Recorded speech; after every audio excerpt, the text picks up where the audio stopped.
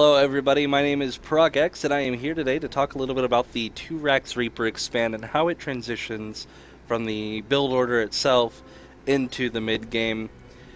And first thing I'd like to mention is on quanticgaming.com we have a video, or excuse me, a text guide that already kind of goes over the build. It gives you a link to goes2builds.com, which has that build, the build dissected. There's a lot of places you can find this build, and I kind of pointed you in the direction. And I also wrote it out myself so you can see how the build is done, with in terms of supply counts and mineral counts, stuff like that.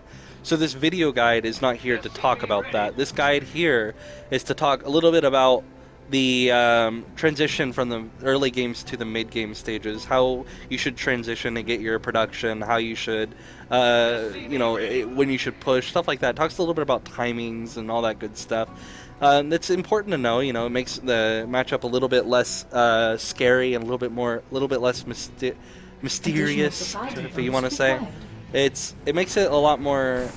It gives you a better understanding of how it plays out. So that's what I want to focus on with these video guides, and I'll have a lot more with just little tips and tricks because obviously games are different, right? There's different styles they have to deal with. Your opponent behaves differently. So there's definitely some other things that I want to cover over, and those will most likely be on my YouTube channel because there's going to be a lot of videos with just this one build. So you can find my YouTube channel at QuantechProgX, and I'll have a link in the description below. So that being said, I did SCV scout this game, and if you did look at the build or you know how the build plays out already, this SCV scout is not something you'd usually do, and the reason why we're doing it is because he was actually a random player and I did not know. So I do this Reaper opening. I do a 1-Rax Reaper opening if they're random, and they get another race besides Terran. But if they're Terran, and my SCV gets there and I see like the wall off, then I will do a 2-Rax Reaper expand. So we see a wall off, so like, okay, I'm going to do a 2-Rax Reaper expand now. It's just much more safe, and it allows you to transition a little bit better, I feel like, than the 1-Rax, because if they go for a 2-Rax themselves, they will like pretty much wreck you. You can hold it off with just the 1-Rax Reaper, but it's very, very difficult as opposed to just doing a 2-Rax Reaper expand because you have more Reapers, right? And another thing also is this game, I'm going to lose my first Reaper, so I'm actually going to make more than 4 Reapers. Usually you only make 4 Reapers, and you start to transition into Marines, and you get the add-ons on the barracks. You get your reactors, your tech labs, and you start to pump out Marines as best as possible. Furthermore, I'll screw it up even more by A, delaying my factory, or I guess by 1, delaying my factory, and 2, I get my eBay a little bit too early, and I delay my CC. If you watch my minerals behind this Reaper pressure, I'm actually going to float up to about 700 and then throw down my expansion. So there's a lot of mistakes on my part that I could clean up. And it's just a good way to show you that I was playing on a Smurf. This is just not my actual main account. This is just one of my other accounts that I have that got placed into Platinum, even though it was Masters in Season 1 of HOTS. And I was leveling it up, and I played about 12 hours to show you guys that you can do this build in the lower leagues, and it's just going to wreck no matter what, even if you make all these mistakes. And, that happens, and obviously it's good to fix those more than it is to just say, well, this build's good.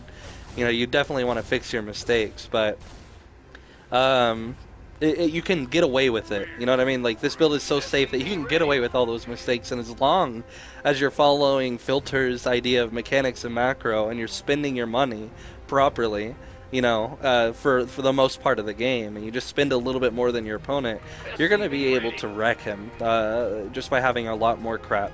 So I feel like these guides will definitely be a very good supplement to Filter.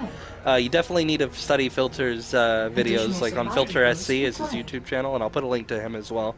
He has very, very good guides for mechanics and macro and studying them a little bit more, and my guides are more focused on learning new builds and starting to play a little bit more aggressive and how the builds are going to start transitioning out and stuff like that, starting to get yourself a little bit more well-rounded instead of following one build just to focus on your mechanics.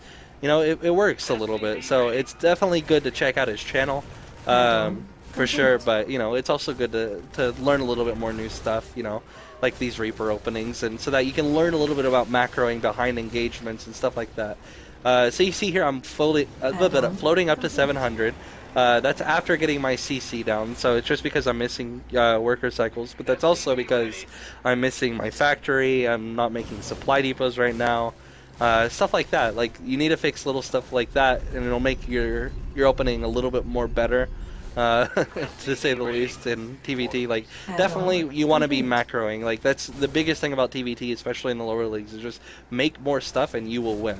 It's very, very simple to say that. But some little tips that I could definitely tell you is like the factory timing that I said was late.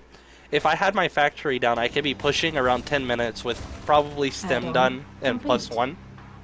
If I did everything correctly, if I timed everything out correctly, and I got my natural at a better time. So with that, 10 minutes I could have played aggressive in this game and contained him a little bit. And I like to play these aggressive openings in TVT. I never like to play defensive. I feel like aggressive openings are much better. I might be wrong, and there's also, there's benefits of both for sure. There's definitely benefits for both. But I like containing early on because one, that makes me macro behind my contains. Like, if I don't macro behind my contains and I don't reinforce, then I will just straight up lose because he'll break my contain, I will not have anything, and then I lose. So it forces me to think about where my money's going if I'm floating behind this. And furthermore, it's a little bit easier to macro for me when you're playing aggressive. In my opinion, it's actually a little bit more easier because when you have a contain happening, you're panicking, not trying to not running to a tank line or worrying about if he's gonna drop you, all this other stuff. You're like, what is he gonna do with that contain? And you're panicking a little bit. And so by playing aggressive, you're not panicked anymore. You just have an army sitting outside his natural. You know exactly where his army is. He might drop you, but you have sensor towers and turrets up. So what's he gonna do, right? You're just gonna macro up like a boss and win the game. So that's something I definitely like to do. I definitely enjoy it. So that's something I would recommend personally in TVT. Like, if you're having trouble in the mid game, play a little bit more aggressive. Get your medevacs out. Make sure they're out by 10 minutes. Like, they have to be out by 10 minutes so that you can play a little bit more aggressive and you don't lose the contain. Because a guy that's going to macro properly and they get their medevacs out by 10 minutes, then they can be pushing and playing a little bit more active. And now suddenly it's the tides have turned because they macroed a little bit better in the early game. Their mid game is going to be stronger. So it's definitely something to make sure you're hitting. Make sure you're hitting your benchmarks. You keep practicing it over and over and over. And luckily, it's something you can practice against AI until you get it down properly.